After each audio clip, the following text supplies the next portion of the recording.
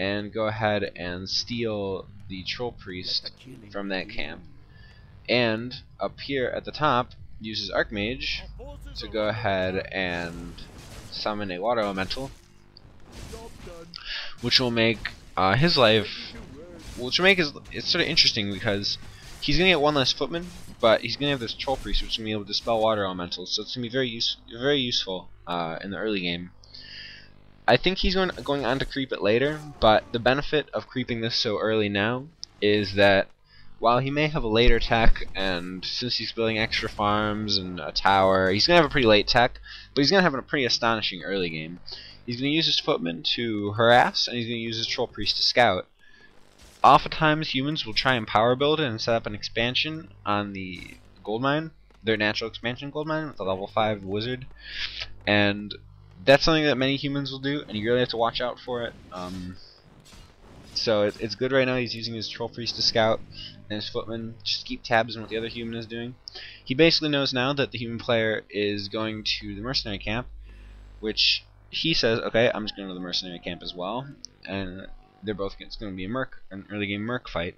I don't like using mercs on Human Mirror, but I can definitely see the huge benefit of using them. Adding food to your army early is always a very good thing. As the food gets added to your army progressively, it gets less and less effective. Like, for example, an 80 food army versus a 75 food army is really not that big of a deal, but a 15 food army versus a 20 food army is a huge deal. So it's that sort, it's that sort of thing. So these early game advantages really do pay off in boxes, favor or pay off on whoever's player has more food. He almost loses this troll priest, but his opponent's archmage gets all cluttered up behind his units, and he isn't able to. But he did do some scouting, and he did manage to dispel, I believe, one of Champ's water elementals. So he did some good harassment. And if you look, Box still has just started his tech a little bit ago. His tech's really late because of all the farms and the lumber he spent on mercs, all that kind of stuff. So it is difficult for him to get a fast tech speed, but he's gonna have a nice early game, which is kind of what's important to him right now, I guess, is a play for the early game. What's interesting though is because Box used his troll to dispel the water elemental from Champ, he didn't have to creep that extra camp to get his level 3, whereas opponent did, which put him in a good position to harass. As far as harassing goes versus human opponents, you always go for the peasants, just because the more you can fuck their lumber up, the harder it is for them. Box is going to be using a tier 3 strategy this game, so he's going to be playing very aggressively. Tier 3 is not something for a passive player. You need to be a very aggressive player when you're doing tier 3 strategies, because you need to buy yourself some time. You can't play defensive. You gotta constantly keep harassing them and trying to stop them from just having their way, because if they have level 3 mercs, all their footmen, all their lumber, and you're taking a tier 3 and they're staying tier 2, they're gonna whoop your ass straight up, because you're investing money in tier 3 and they're not. They're gonna have 2 sanctums, you're gonna have 1. I mean, you can see exactly how it would go. So it's important to realize that while tier 3 is very viable, if you don't have a good early game, you're never gonna be able to pull it off. It generally won't work. And that's sort of the sad truth of the matter, because I really do like going tier 3 more often, but if I have a bad early game, I'll always go to Sanctum, because you will always be better off in going to Sanctum with a really shitty early game. Like, if you lose like 3 footmen and some peasants, just for fuck's sake, you go to Sanctum, you're going to be a lot better off. It's a lot safer. Saves you from being sword pushed and losing very early. So you see what happened now. Box had a pretty nice early game. He got level 3 quicker, he killed a couple peasants, he killed a footman, I believe. And he's doing relatively well. So now he's going to get a Firelord. Firelord serves a few purposes. The first purpose I can think of with Firelord is it allows you to be extremely aggressive at tier 2. Very absurdly aggressive, actually. You can accomplish a whole lot with Firelord that you can't with MK or Panda, because that spawn is so good.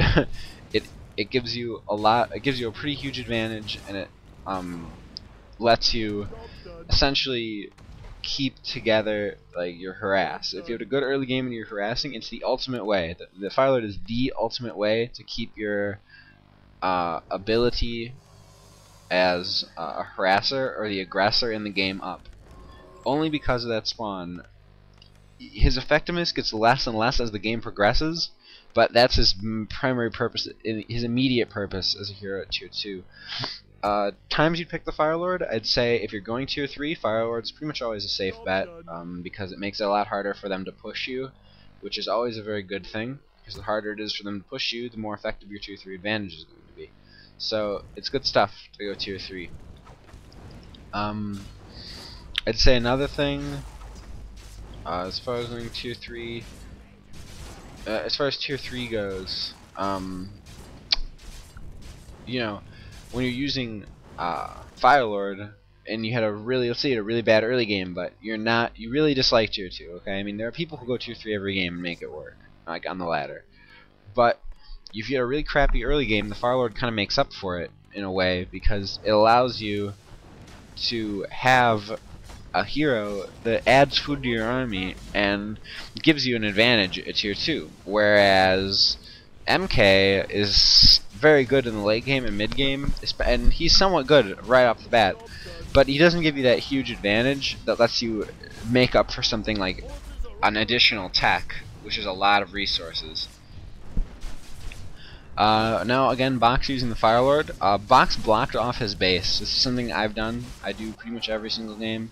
I block off my base and build an arcane towards the back. It just allows you to not worry about base trades. You're never going to lose a base trade, closed base versus open base. It just will not happen. So it's really interesting. You have to play it a little different though, because you can't go into your base. You have to be better. You have to be more competent at base building, and you have to be more about the map instead of camping your base ever. Versus Orc, I always close my base off, and it's sort of one of those things where I'm always around the map more often. Like if my Blade Master starts chopping my hero, I don't run my base. Maybe I'll run past my base so that he can get some hits on the arcane tower, but I will not even bother with my base. I will run around the map, letting him follow me around. It's really not a big deal, and he's not creeping, I'm not creeping, we're both accomplishing our goals, and nothing is really coming of it. So you know, that's one of these. That's why blocking off the base is useful, I guess. It just gives you more secure economy, and you just have to play slightly different. The third hero you always get in tier 3 is Paladin. He's extremely useful.